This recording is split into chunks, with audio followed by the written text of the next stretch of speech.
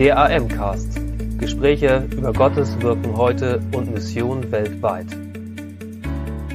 Herzlich willkommen, liebe Missionsbegeisterten da draußen. Ich begrüße euch zu einer weiteren Sonderfolge unseres Podcasts der Allianzmission, und zwar einem weiteren Ukraine-Spezial, in dem wir darüber reden, was wir aus der Ukraine mitbekommen, wie es Menschen in und um der Ukraine ergeht und wie Menschen helfen in den umliegenden Ländern und auch hier in unserem Land. Heute habe ich einen Gast aus der Ukraine bei mir, aber nicht in der Ukraine, und zwar ist das Uliyana. Uliyana, welcome to the podcast. Thank you. Hello, everyone. I'm very happy to be here and to be able to talk to you. And yes. Uliyana, you are originally an English teacher, have been teaching English in the Ukraine. You had to leave your country and you came here to Ewersbach and already work as an assistant as English teacher here now. So that is a great possibility for us being able to communicate, because you don't talk German and I don't talk Ukrainian. Tell us a little bit about you. Right. I am a Ukrainian. And before the war started, I had lived in Kiev region. Mm-hmm. So my husband is Romanian, mm-hmm. But we lived in Ukraine and we were quite happy there. In theory, maybe we were thinking maybe one day we'll go somewhere more Western, but we had our life quite together there. But there was a feeling that things are changing, and it was a feeling that you wanted to brush away, because it was just so unheard of and so in like not possible. It was hard to believe that something like this can happen. But I guess the history has its cycles, and it was, I guess, just one of them. And I really love my country. And although there are many beautiful places and it's nice to visit them, but as for me and most of the people I know and most of people that are here, the best place for us is our country and our homeland, and that's how we feel. That it's not an opportunity that we have jumped on. We can be sometimes people say that they hear this, but. They've been told something like that, but believe me, it's not the case. It's good to go abroad, but it's good to have your own place that you worked for a whole life and you built with your own hands. I guess everyone can understand that. Yes, I'm really sure. Thank you for sharing that very personal insight. You arrived here. Perhaps we'll later a little bit about your the ways of the journeys you arrived here. You arrived here. You found, well, kind of a little bit of a spiritual home here in our church, in the Free Evangelic Church in Ewersbach.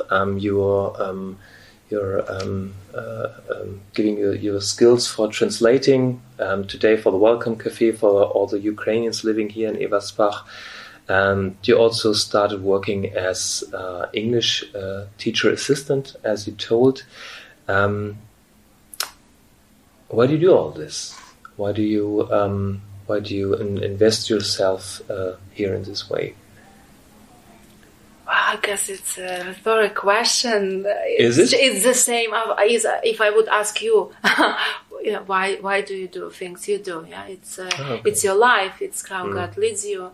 It's sometimes you don't. Sometimes you make you lift your foot and then you make another step, right? That's how we felt. And a while ago, I was with my friends from our church, in Haiger with a group of Ukrainians from Rital, and the ladies there asked me, "Oh, what are you doing here? Why didn't you go to England, to Ireland?" And I guess that was the first time I really thought about it. I was like, "Oh, really? Yeah." Like, interesting, you know. Yeah, and it's like God just leads you. It's amazing, and sometimes you analyze in retrospect, and I guess God has a plan for all of us, I believe, and for Ukrainians here too. And perhaps you could share a little bit about what you experience. What are the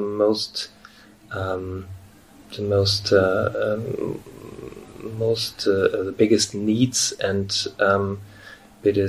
biggest sorrows or fears of Ukrainian refugees arriving here, because you get in close conversation to people. Okay, I'll share with you something that it hurts incredibly much to hear from people who listen to some really strange news, and some are hooked into really devilish propaganda here. Fortunately, you have this propaganda channeled here too, and then it comes out as pretty much accusing Ukrainians of bombing themselves and telling that it's really it still has to be really studied what's going on there, and other things. So it's like, believe me, you can't tell people who have seen things with their own eyes. You know, yesterday I talked to a lady from Kharkiv. It's one of the cities that been bombarded, and they were leaving. She's here in Haiger. They were leaving when Israeli bombing was going on. And she's Russian. She's Russian. She speaks Russian. And of course, you have some kind of sympathy to your own. Like I can compare to, for example, children, even if their parents left them somewhere, abandoned them in horrible conditions, they still, for example, look after them and try to find who they are. They still feel they love. Maybe it's the same. Some people feel the same feelings about Russia, or I don't know. But I ask her, like, do you have? Okay, just forget everything. Forget all your luggage, everything, all the propaganda that you heard about this Nazis, Western Ukrainians who are like, come and will eat you alive with your children. Like, forget it all. For a moment, do you have, for a second, do you have any sort of doubts that it can actually be Ukrainian army that's bombarding you or something? And she looked like me like I was insane. She said, no, like, what are you talking about? It's like, and then, the way the propaganda works, I understand why, because they use this like extremely harnessed techniques. That's very painful. Yeah, when you see these insane things and these things are. And you see it turned around in news. Yes. In the fake news. Yes, and it goes around and people talk about it and they, and not everything's so clear. It's like not white and black. Yeah, sometimes black is black and white, and you don't look for, conspiracy theories, but there are no. When it's really very straightforward. Okay, thank you. You had to leave Kiev, or the region of Kiev yourself, you say. How did you make your way here to Ewersbach? How did you encounter God's shielding or guiding your way here? Okay, we left, we got up with the first bombing. We woke up. It's a weird sound. You cannot miss it. You cannot really. It's like Like a little earthquake? It's like you feel that something is exploding inside of you. You know, you can't. It's not fireworks. It's not firecrackers. No, it's very, very horrible sound, and you know beyond a doubt what it is. And so we left. It was 5 o'clock. We got up pretty much. 7 o'clock we left. We left everything. I grew up in the Western Ukraine. My grandmother was a survivor, like this Bucha and Irpin places. We had this in 1939 when Soviets came. Yeah. And it was exactly the same. It was massacre, raping, everything. You know, all that stuff was there in Western Ukraine. That's why Western Ukrainians, they really got this inoculation, and they resisted Soviet and Russian. Russian. That's came also from why Russia. You point out the circles of history. Yeah. So we have this inoculation, and we still it's still in our blood. We feel it. Okay. We cannot do anything to, like, we can't do much to just make this horrible ideology and everything that comes with it disappear. What we can do, we ignore it. That's our way of not spreading it any further. I heard this quote, okay, maybe you can erase it, but that one of the, I don't know whether it's Putin or somebody else, that Russia spreads as far as the Russian language is spoken. Okay. Yeah. And Western Ukraine, pretty much that's our stand. Okay. We are not spreading it any further. We don't understand. We don't. All what we can do, we ignore you. Okay. Yeah. Like. Yeah. Yeah. And okay, so I knew on this very morning we got up.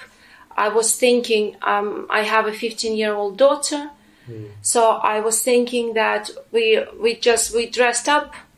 Something warm. It was cold, as warm as possible. We took some gadgets, some cash.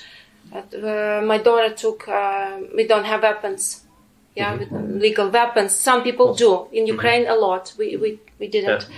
So my daughter took like this big stationary scissors, and I thought, okay, if maybe I'll have to cut her hair or make her look really scary, put her with some smear or whatever to make her look like as horrible as possible. Yeah.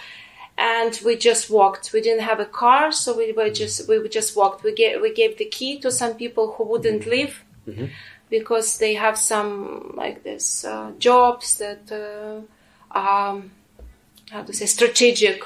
Okay. Yeah, jobs that they wouldn't leave no matter what.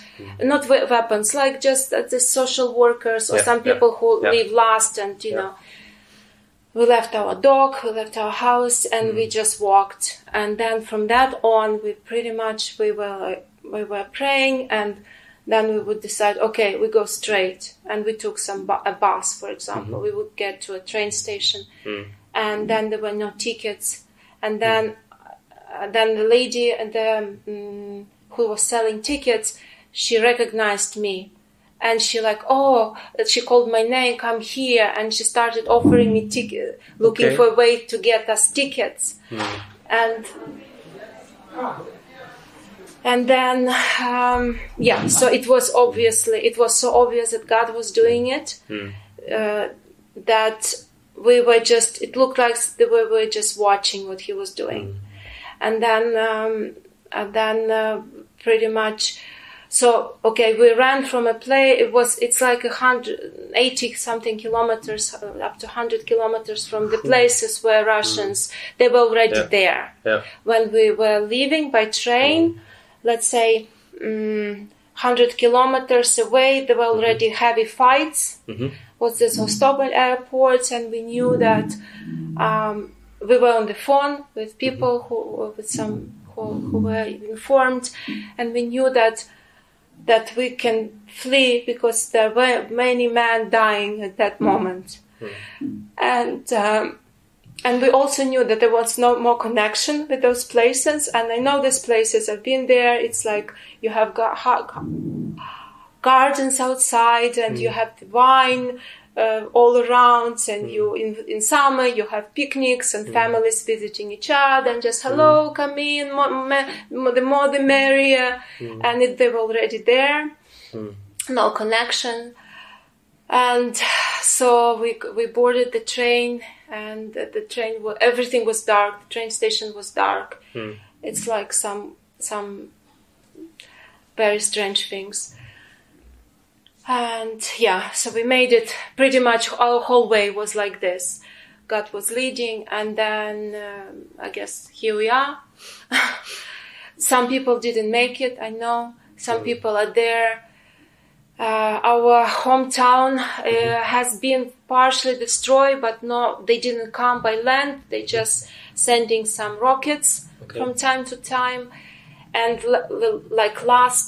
one of the last things I heard, just to understand the scale of these lives and this incredible, I don't know the word to call it, insanity, you know, like that we have a hotel. It's in our town. It's a town of Bila Cerkva. It's 200,000 people. So not like in the center, more toward outskirts. We have a hotel called Ros. We have a river Ros, for example, a Cambridge. Camp flows through the town, and then every camp. So we have river Ros, and everything is called Ros. Hotel Ros, restaurant Ros. Ros. So there is a Hotel Ros built during Soviet times. It's kind of like a bit shabby, concrete, gray, nothing special looking, maybe 9-story hotel. You have there inside, you have, for example, offices where some beauticians sell some products to, for example, to make big, beautiful nails for ladies, or make big, nice lips, or somebody sells some tires or something like that.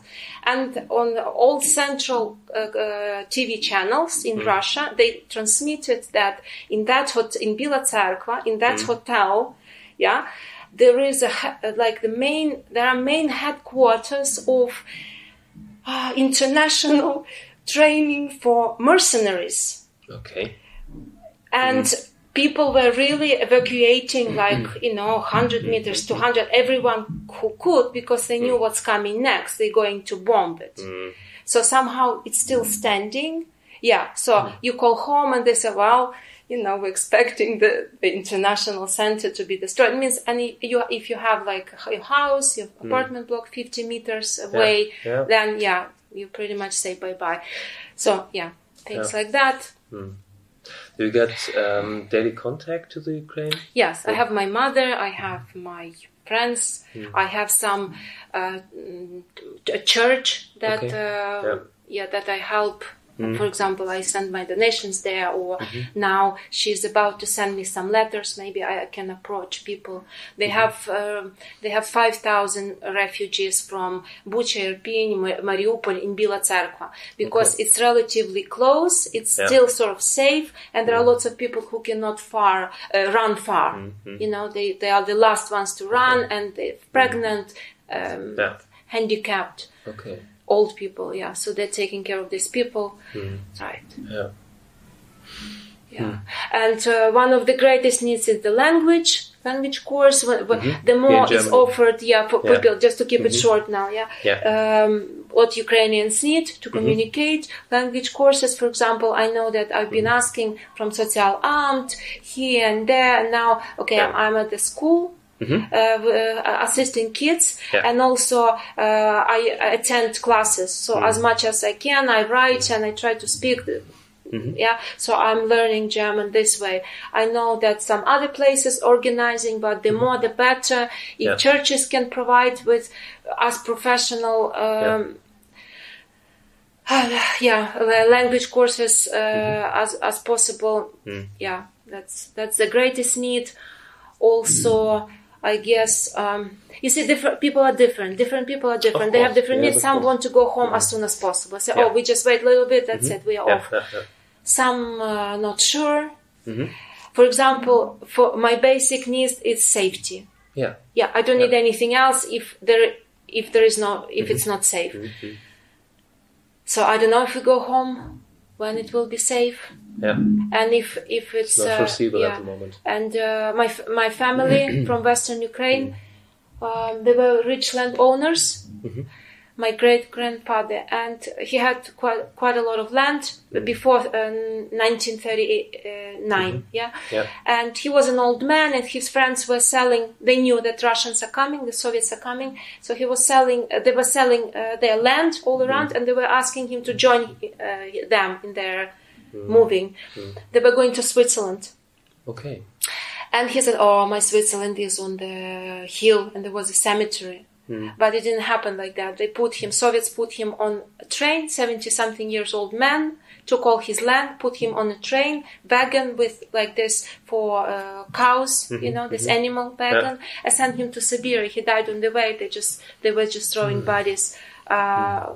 So in a way, half of my family was killed. Whoever survived just got really strong. Some of them got very strong Stockholm syndrome. Stockholm syndrome. It was, but somehow, I'm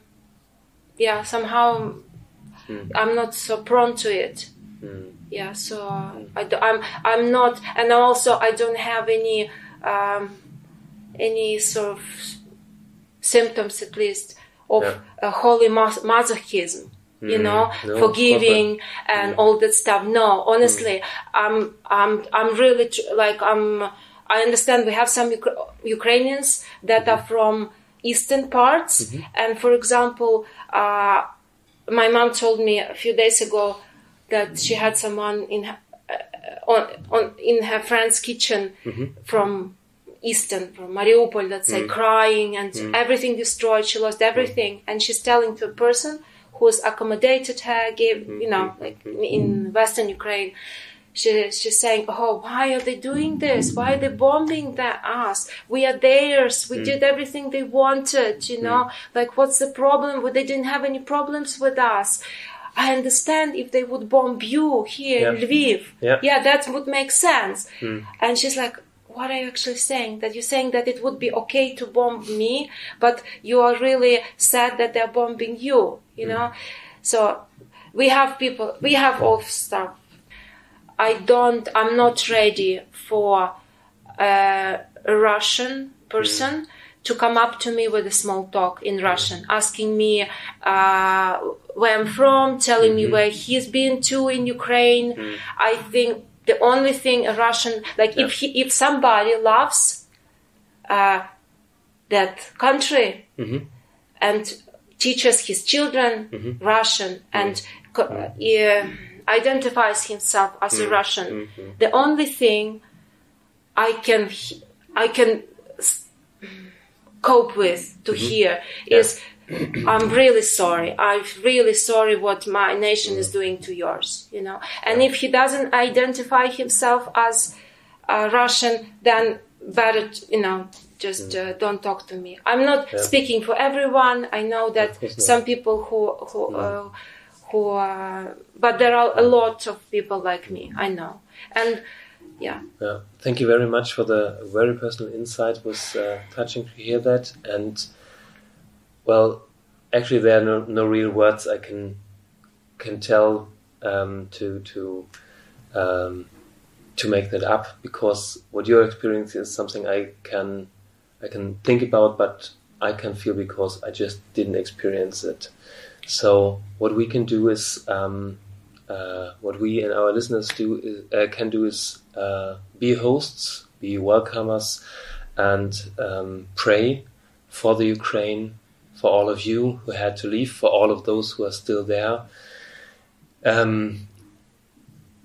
For finishing the podcast, what can our listeners pray for? I guess my main prayer And my main understanding, is that I really pray and I really ask God, and I want you to join me, that through all this, my people repent. Because, of course, in a way, I don't believe that this case is God's judgment as such. Maybe it's the devil's anger more, for let's say for our for this decommunization, for this for leaving it, and I don't know. Maybe it's just both. A question we won't be able to answer. Yeah, but I guess to pray that my people repent and God hears them and saves. Yeah. And for many who are dying, really dying for their country, believe me, it's children, somebody's children, it's young boys, 18, 20. They are not, they haven't left with suitcases of cash on Bentleys like some deputies, but they're paying with their lives, and their mothers lose everything they have. Their only son sometimes. Yeah. So that's the most heartbreaking for me, and also for those people who. Oh, I understand that what I have experienced. It's so meager. Meager, like tiny, puny thing compared to what some people go through now. Yes. I guess for God to spare His own and to bring as many children to Him. Ja. Danke für Ihr Interesse und dass Sie so Teil von Gottes weltweiter Mission sind.